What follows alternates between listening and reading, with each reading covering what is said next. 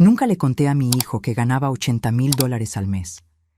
Él me miraba como si yo fuera una carga, y su esposa me gritó en la cara, con los ojos llenos de desprecio. «Lárguese de aquí, mendiga, no la necesitamos». Mi hijo tiró mis cosas por la puerta a las 11 de la noche. Un mes después, compré la casa del otro lado de la calle. Cuando vio mi nombre en las escrituras, la sangre se le fue del rostro de una manera que nunca olvidaré. Pero antes de contarles lo que pasó después, déjenme decirles cómo empezó todo. Pero antes de continuar, revisa si ya estás suscrito al canal y escribe en los comentarios. ¿Desde dónde estás viendo este video? Nos encanta saber hasta dónde llegan nuestras historias. Mi nombre es Elena Valenzuela. Tengo 66 años y durante la mayor parte de ellos aprendí que la vida no te pide permiso antes de ponerse patas arriba. Perdí a mi esposo, Raúl, cuando yo tenía 52 años. Fue un infarto fulminante, una tarde de miércoles cualquiera, mientras regaba las plantas del patio. Yo estaba en la cocina cuando escuché el golpe. No fue un ruido dramático, fue casi suave, como alguien que simplemente decide acostarse en el piso. Pero ese pequeño sonido lo cambió todo. Raúl era un hombre de pocos excesos y mucha disciplina. Dejó la casa pagada, unos ahorros modestos y una libreta de notas donde registraba cada centavo que entraba y salía desde que nos casamos. A veces leía esa libreta después de que se fue, como si las columnas de números fueran una forma de escuchar su voz una vez más. Con el tiempo, aprendí a transformar el dolor en movimiento. Empecé despacio. Revendía muebles antiguos que encontraba en subastas y tianguis de antigüedades en los pueblos de Michoacán.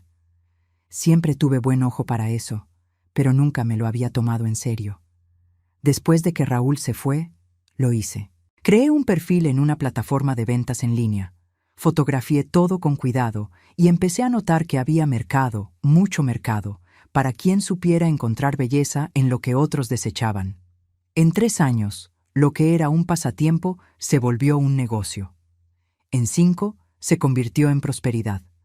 Comencé a dar consultoría a pequeños anticuarios que no sabían cómo vender por Internet, enseñándoles lo que yo misma había aprendido en la práctica.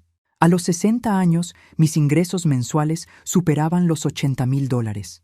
No fue suerte, fue trabajo, atención y la terquedad de una mujer que aprendió temprano que nadie va a venir a salvarte. Pero nunca le hablé de esto a nadie.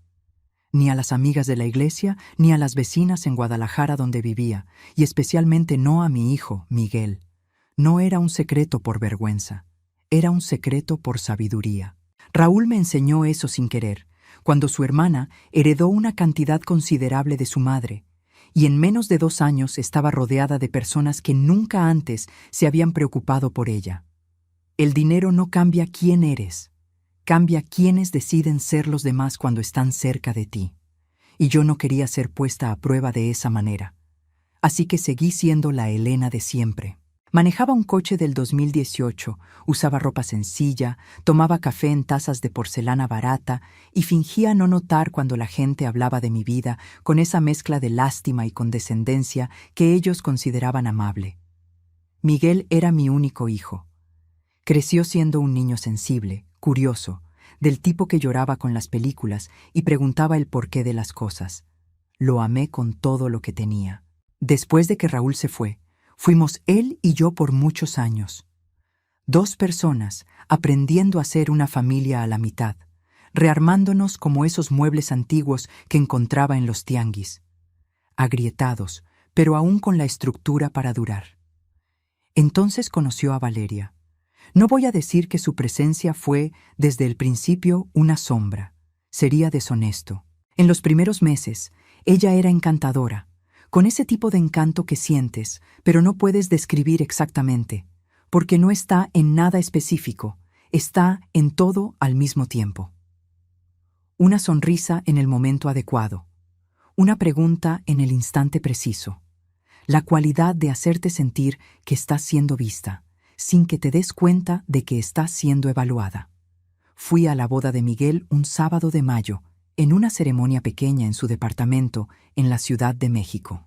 Llevé un vestido azul marino, me senté en la primera fila, Lloré en el momento adecuado y sonreí durante toda la cena.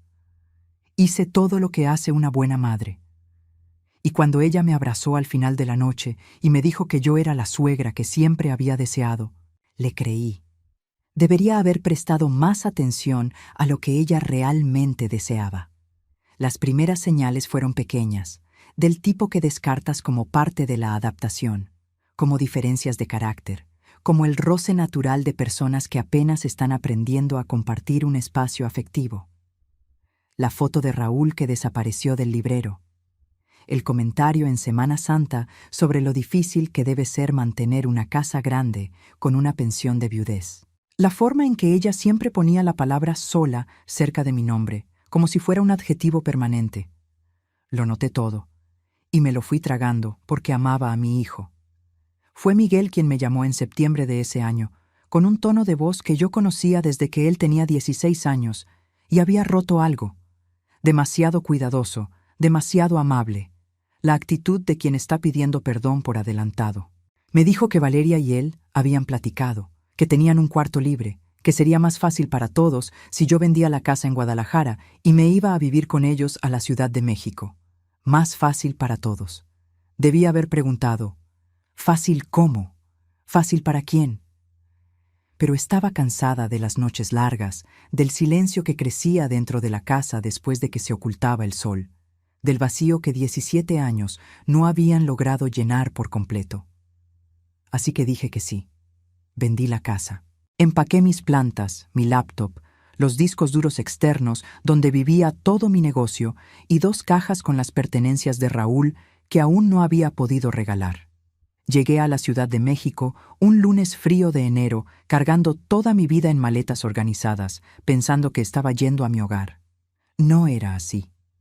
El departamento de Miguel y Valeria era bonito, con ese buen gusto calculado de quién decora para impresionar, no para vivir.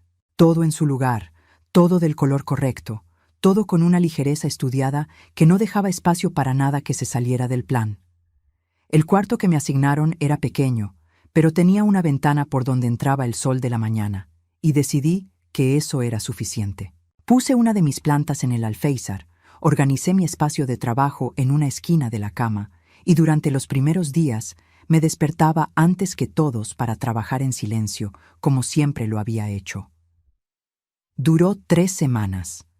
Valeria empezó con los comentarios sobre el ruido del teclado, luego sobre la luz de la laptop que ella alcanzaba a ver por la rendija de la puerta. Después, sobre las llamadas que yo hacía en voz baja y que, según ella, perturbaban su concentración. Adapté cada cosa. Cambié el teclado, cerré la puerta, empecé a usar audífonos y a susurrar en las llamadas. Y mientras me encogía dentro de ese cuarto, me daba a mí misma los mismos consejos que damos cuando no queremos ver lo que está frente a nuestros ojos. Se está adaptando.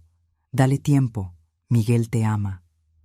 Lo que yo no sabía, lo que descubriría mucho después, era que esa adaptación tenía fecha de caducidad, que mientras yo reorganizaba mi rutina para ocupar menos espacio, Valeria ya había trazado una línea en el calendario. La noche en que todo se vino abajo fue un martes de marzo. Me había quedado más tiempo en una llamada con una clienta de Madrid. 20 minutos más de lo planeado, porque ella estaba teniendo dificultades con un sistema nuevo y no tuve el corazón para colgarle a la mitad. Cuando salí del cuarto, Valeria estaba en el pasillo, con los brazos cruzados. La expresión de quien finalmente había llegado al límite de una paciencia que, como me daría cuenta después, nunca había existido realmente. Miguel estaba detrás de ella, y no me estaba mirando. Lo que siguió fue breve y quirúrgico. Valeria habló sobre límites, sobre el espacio que yo ocupaba, sobre el cuarto que en realidad siempre había estado destinado para otro propósito. Su voz estaba controlada, hasta el momento en que dejó de estarlo. «Lárguese de aquí, mendiga». No la necesitamos. Esas palabras. Las escuché y me quedé paralizada por un segundo que pareció durar mucho más, porque cuando algo realmente te golpea, el tiempo hace eso, se alarga, como si quisiera darte espacio para sentirlo todo de una vez. Miré a mi hijo. Miguel fue al cuarto. Lo escuché sacar mi maleta de debajo de la cama. Luego regresó a la sala. Después fue por mi laptop. Luego por las cajas de Raúl. Acomodó todo cerca de la puerta con un cuidado que me rompió más de lo que cualquier grito lo hubiera hecho, porque ese cuidado era la prueba de que él lo había pensado, lo había elegido, había decidido que yo me iría y que al menos mis cosas podrían salir ordenadas. Eran las 11 de la noche. La temperatura afuera era de 13 grados. Tomé la bolsa con la laptop. Levanté la maleta. Miré a Miguel, mi hijo, ese niño al que había sostenido en los peores momentos de la vida, y dije muy bajito, casi para mí misma, «Está bien», y me fui. Manejé por casi 30 minutos sin saber a dónde. La Ciudad de México a la medianoche es una ciudad que no te pide explicaciones. Simplemente sigue adelante, con sus luces, su ruido y su generosa indiferencia. La seguí hasta encontrar un hotel en Polanco, donde pagué en efectivo del sobre que siempre llevaba en mi bolsa, un hábito de Raúl, heredado por mí, y subí a una habitación en el 5º piso que olía a aire acondicionado y a jabón de hotel. Me senté en la orilla de la cama. Me permití llorar durante exactamente 40 minutos. Primero por Raúl, como siempre hago en las horas más oscuras, porque la nostalgia tiene la cruel costumbre de aparecer con más fuerza justo cuando más necesitarías que él estuviera aquí. Luego, lloré por Miguel. No por el hombre que había empacado mi maleta a las 11 de la noche, sino por el niño que había criado, que creía conocer, y que aparentemente se había convertido en alguien a quien tenía que aprender a ver de nuevo. Por mí, lloré poco. No por orgullo, sino por claridad.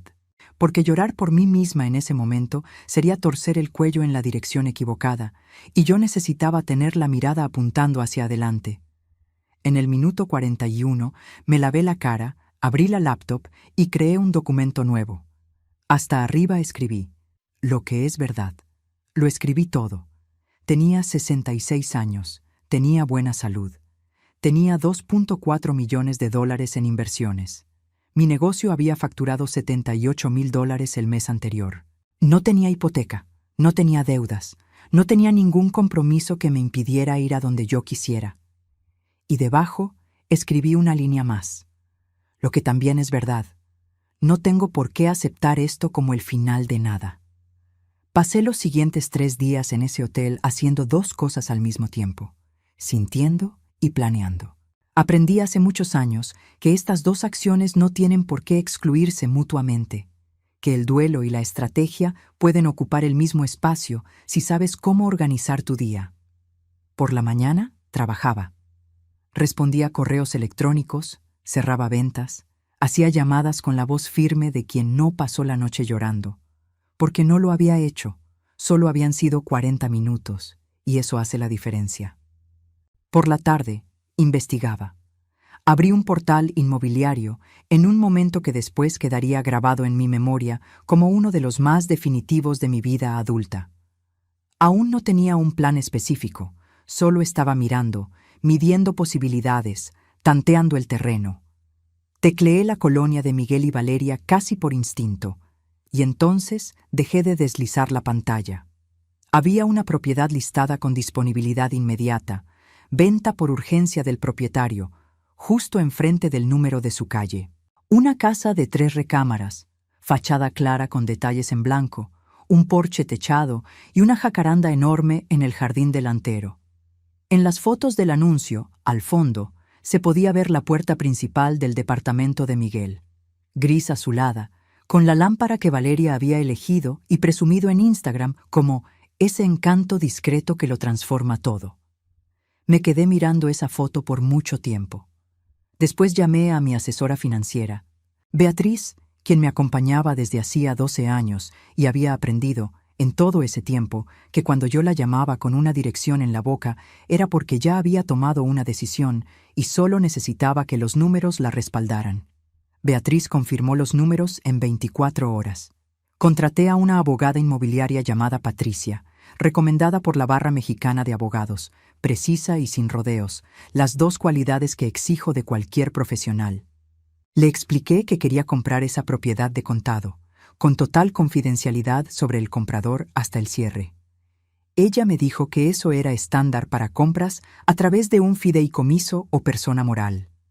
Le pregunté cuánto tiempo tomaría. 2 semanas, si el vendedor acepta, me dijo. Hazlo en 2, le respondí.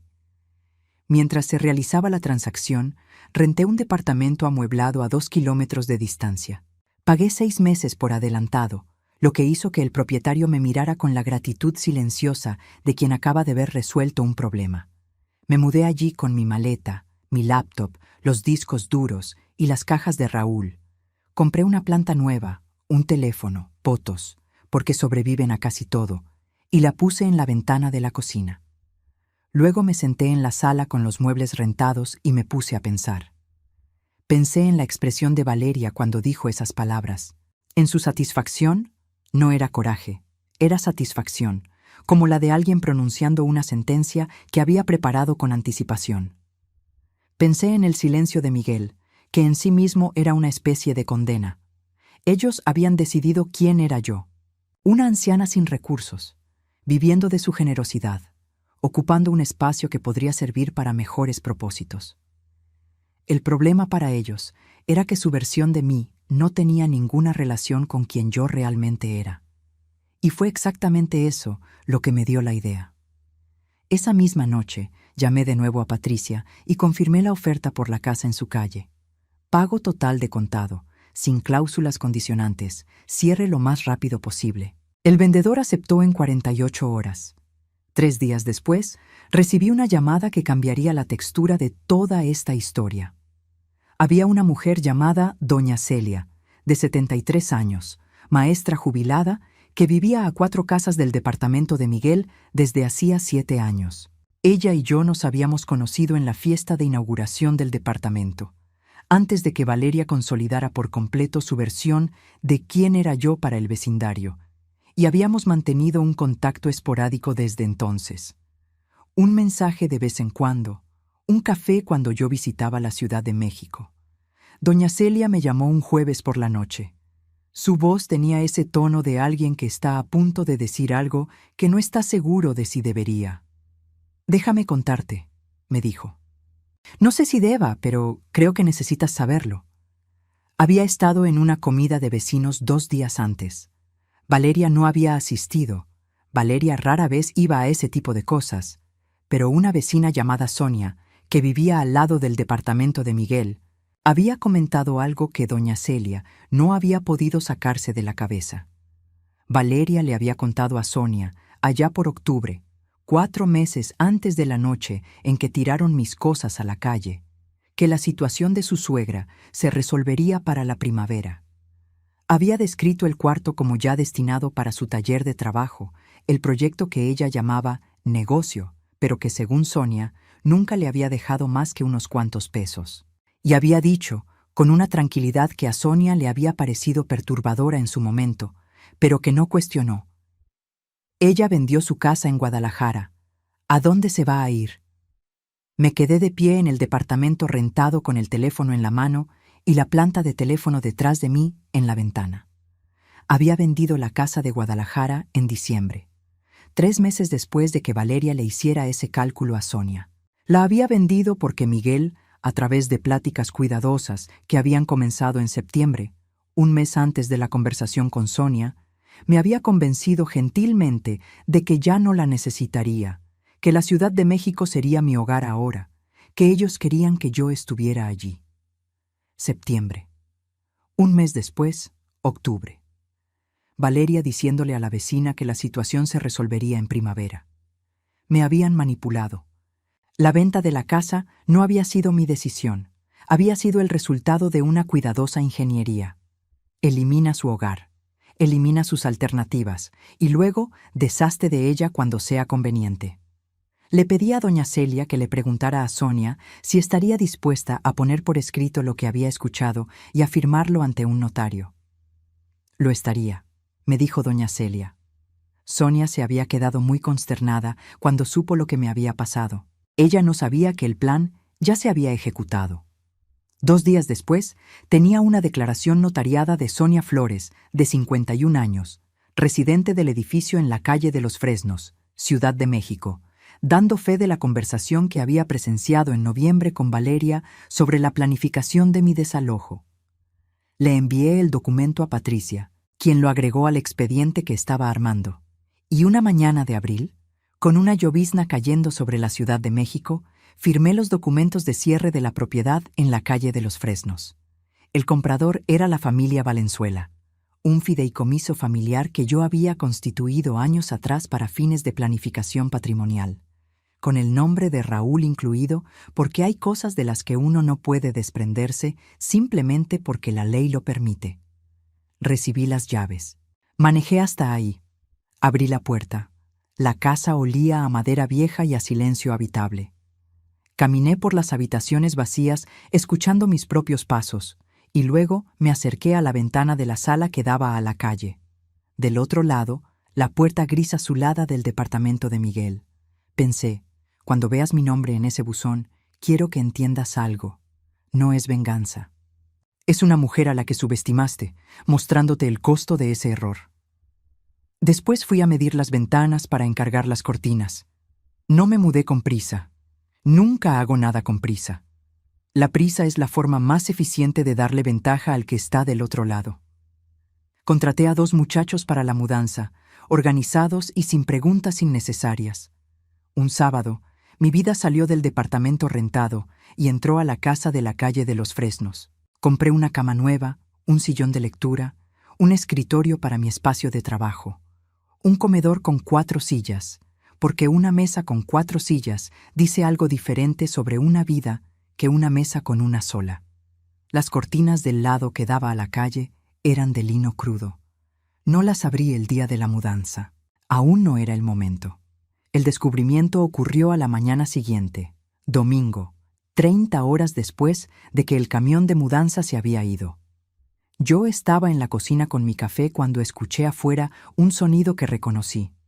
No por la intensidad, sino por la cualidad.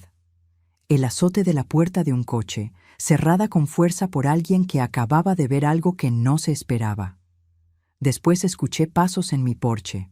El toque en la puerta fue firme, de esos que están a un paso de ser golpes. Fui a la puerta con el café en las manos. Llevaba puesto un suéter de punto azul marino, el de botones dorados, porque me visto bien todas las mañanas. Un hábito de Raúl.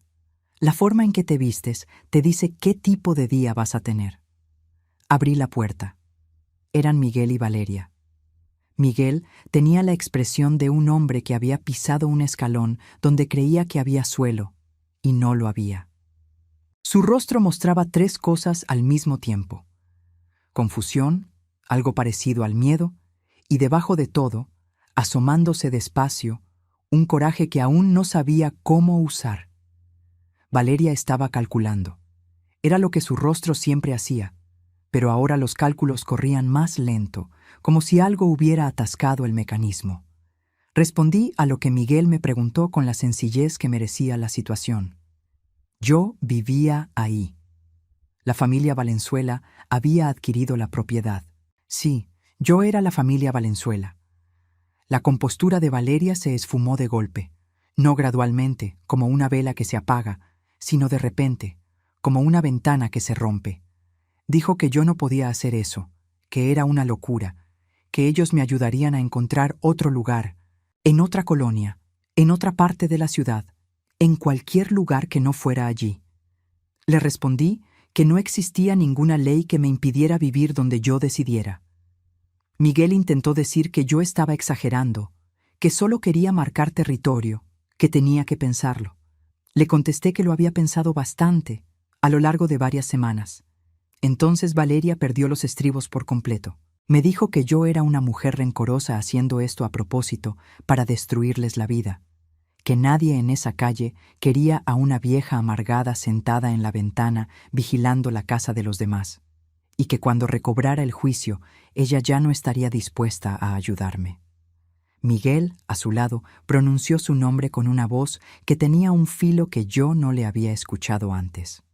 No para protegerme a mí, sino para advertirle a ella. Él podía ver lo mismo que yo, que ella había perdido el control de la situación.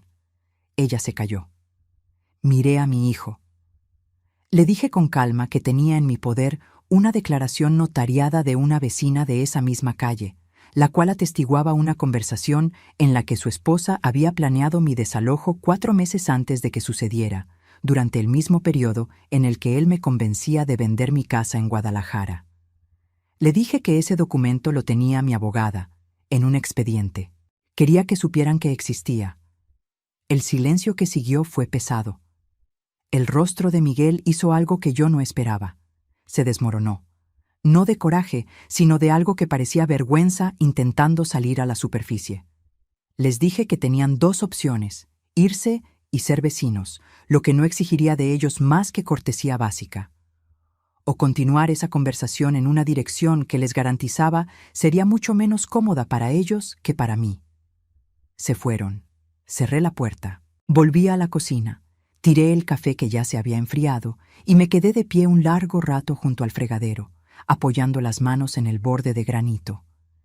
El corazón me latía más rápido de lo que me gustaría admitir. Tenía 66 años y acababa de enfrentarme a mi hijo y a la mujer que había orquestado que me quedara en la calle, y lo había hecho sin temblar. Pero el cuerpo no sabe distinguir entre la victoria y el peligro. Responde a los dos de la misma manera. Dejé que mis manos temblaran un poco. Me permití eso. Después fui a sembrar las plantitas que había comprado para el jardín trasero. En los días que siguieron casi no hice nada. Arreglé las jardineras de atrás. Sembré bulbos, hierbas aromáticas junto a la barda y un rosal que esperaba cubriera la celosía del porche antes del invierno. Leí 3 novelas que había guardado para cuando tuviera tiempo. Desayuné debajo de la jacaranda y observé cómo cambiaba la luz a lo largo de la mañana en ese jardín. No me estaba escondiendo, me estaba recargando. Hay una diferencia fundamental entre las 2 cosas, y aprendí a reconocerla hace tiempo. Al 5.º día después del enfrentamiento en el porche, apareció una canasta en mi puerta. Era bonita, de mimbre, forrada con tela a cuadros, con miel artesanal, 2 velas en frascos de vidrio ámbar y un té especial. La tarjeta, escrita con la letra de Valeria, decía: «Los vecinos también pueden tener un nuevo comienzo». B. Le tomé fotos a todo: la canasta, la tarjeta, la fecha, y se lo envié a Patricia con una nota. Para el expediente. Metí la miel a la casa porque era de buena calidad, y no le veo el caso a desperdiciar miel buena. No respondí la tarjeta. 2 días después, Miguel me llamó. Dejé que entrara al buzón de voz porque necesitaba saber en qué tono estaba operando antes de decidir cómo responder. Escuché el mensaje 3 veces. Su voz era demasiado cuidadosa, demasiado amable. La actitud del que está actuando un arrepentimiento con la esperanza de obtener un resultado específico, no la del que de verdad está arrepentido. Me dijo que había pensado mucho, que quería que las cosas mejoraran, que Valeria y él habían platicado y creían que todo había empezado con el pie izquierdo. «Te quiero, llámame». Empezado con el pie izquierdo, como si yo le hubiera pisado el zapato en una fiesta. No le regresé la llamada. Lo que sí hice fue ir a tocar a la puerta de doña Celia. Abrió con su mandil de cocina y la expresión de quien estaba muy feliz con la visita incluso antes de saber quién era. Ese tipo de personas son raras y hay que cuidarlas. Entramos a su cocina, que olía a pan recién horneado y a madera vieja, el olor específico de una casa que realmente ha sido vivida, y ella preparó té sin preguntar. Puso unas galletas en una bandeja. Le conté todo: la canasta, el mensaje, el buzón de voz. Escuchó sin interrumpir, con esa rara cualidad de quien de verdad presta atención, en lugar de solo esperar su turno para hablar. Cuando terminé, bajó su taza y me dijo: «¿Sabes lo que hiciste? Pusiste tu nombre en esta calle, y el nombre importa». Le pregunté qué quería decir con eso. Ella me explicó. Valeria había definido quién era yo en esa colonia antes incluso de que yo llegara. Le había descrito a los vecinos a una anciana dependiente que necesitaba cuidados, con la amabilidad estratégica de quien usa la benevolencia como herramienta. Y yo había aparecido al otro lado de la calle con mi casa arreglada, los botones dorados en mi suéter y mis papeles en orden, y había empezado a presentarme por mí misma. «Eso la asusta», me dijo doña Celia, porque esa parte no la controló ella. En las semanas siguientes, doña Celia me presentó con otros vecinos. Durante las caminatas, en pláticas de banqueta y en una carne asada comunitaria de fin de semana en la que 6 casas de la cuadra juntaron mesas en la calle y cada quien llevó algo. Yo fui con un pan de elote. Escuché más de lo que hablé. Dejé que la calle formara su propia opinión sobre mí, independiente de la versión que les habían preinstalado. Fue en esa carne asada donde un señor llamado Don Osvaldo, un ingeniero jubilado que se sabía el nombre de todos los árboles de la colonia, comentó mientras se servía en su plato que Miguel había mencionado por ahí que yo estaba pasando por problemas económicos. Sonreí. Le di un trago a mi agua de limón y dije, «Qué interesante». No agregué nada más, no hacía falta. La casa del otro lado de la calle decía el resto. Vi en el rostro de don Osvaldo el ajuste silencioso de alguien que está revisando un archivo interno. La casa comunicaba lo que cualquier palabra mía habría dicho de manera más pequeña. Me senté en mi porche, después de que terminó la carne asada, con el atardecer despidiéndose entre las hojas de la jacaranda.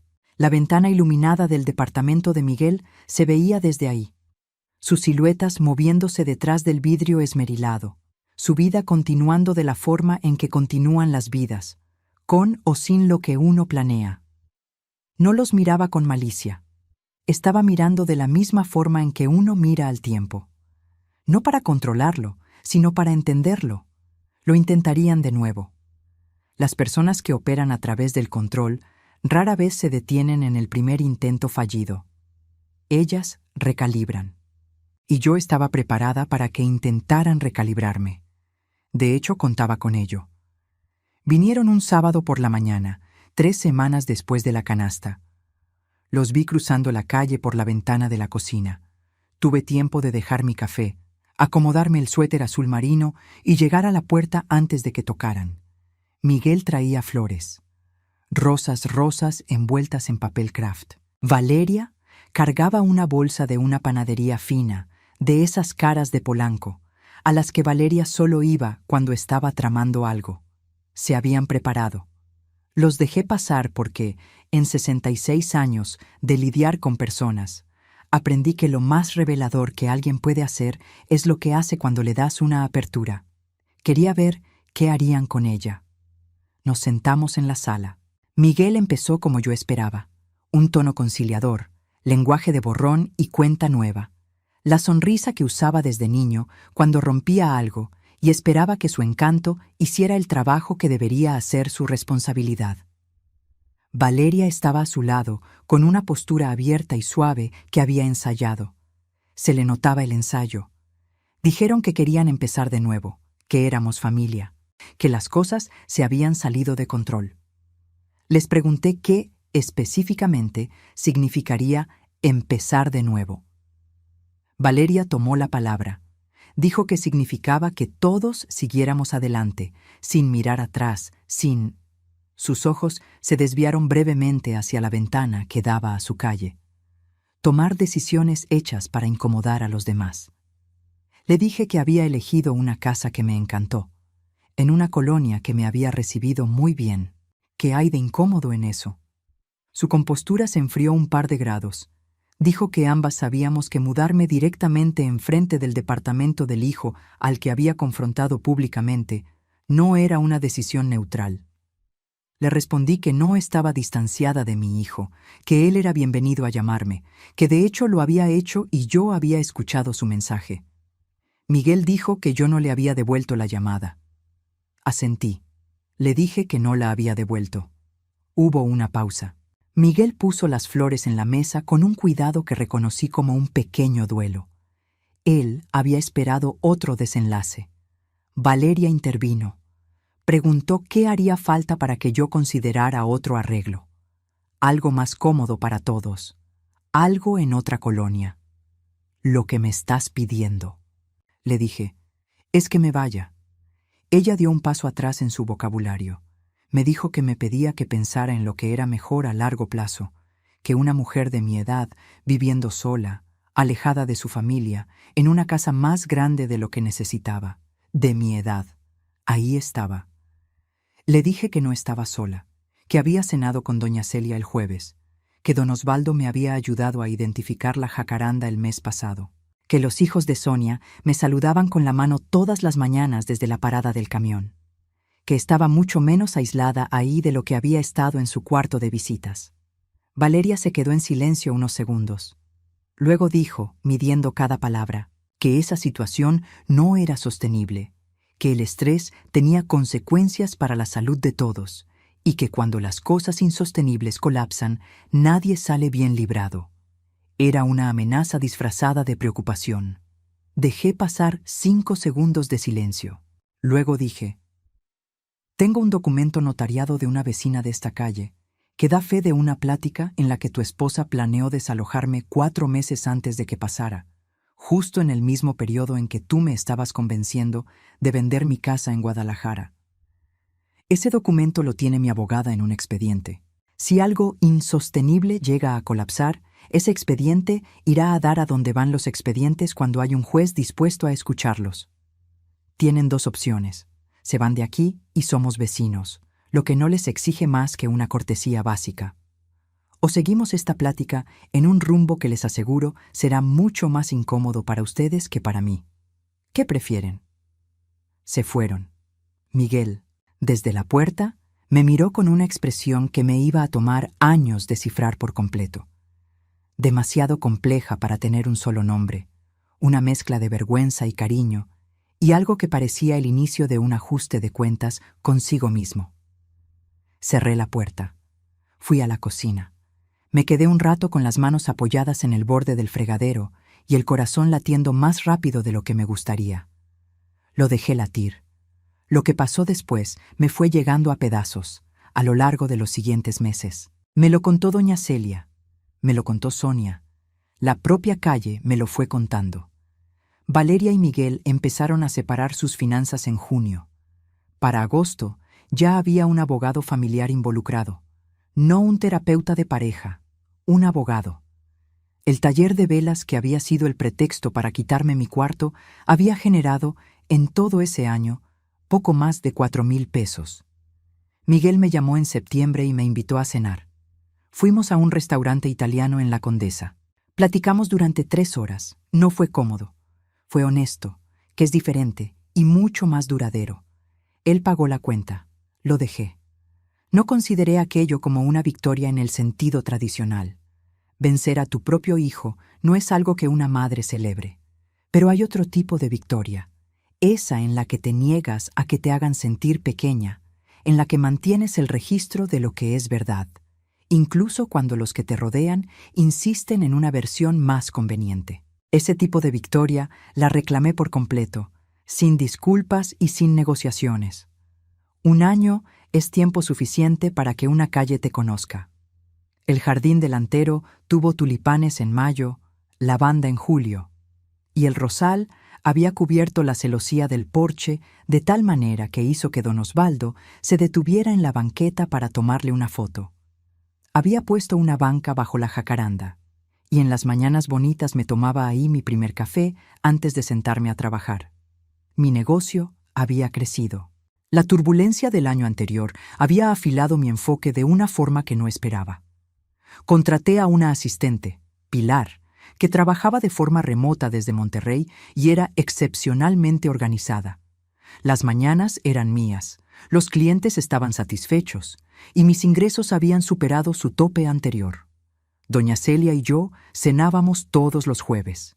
Sonia se había convertido en una verdadera amiga, con un humor negro muy agudo, un pan de masa madre excelente y una paciencia real. Don Osvaldo me arrastró al grupo vecinal de siembra de temporada. Los niños de quién sabe cuántas casas me saludaban desde la parada del camión. Esas no eran cosas menores. El café de la mañana, las cenas de los jueves, los saludos en la parada. Esa es la verdadera textura de la vida. En cuanto a la casa del otro lado de la calle, Valeria se fue en octubre. El helecho enorme de su balcón, del que tanto se enorgullecía, se fue secando poco a poco, y nadie lo reemplazó. Miguel se quedó en el departamento, y empezamos a vernos cada 2 semanas, a veces más. La relación de dos personas que se lastimaron y decidieron que la honestidad valía más que la farsa. En su cumpleaños, le hice el pastel de chocolate que Raúl siempre le preparaba cuando era niño. Miguel se comió 2 rebanadas y tuvo, por primera vez en mucho tiempo, la expresión de mi hijo. Había noches en las que me quedaba en la banca debajo de la jacaranda con los últimos rayos de luz y sentía algo que solo puedo describir como aplomo. No era triunfo, era aplomo. 66 años, una casa pagada, un negocio funcionando bien, una calle llena de gente que se sabía mi nombre y una planta de teléfono en la ventana de la cocina con 17 hojas nuevas. Raúl, pensaba a veces, mira lo que tu mujer precavida construyó. Ahora, si te gustó esta historia, haz clic en suscribirse y cuéntame en los comentarios. ¿Qué parte te dejó con la boca abierta? Y no olvides hacerte miembro para tener acceso a videos exclusivos que no publico aquí. Te espero allá.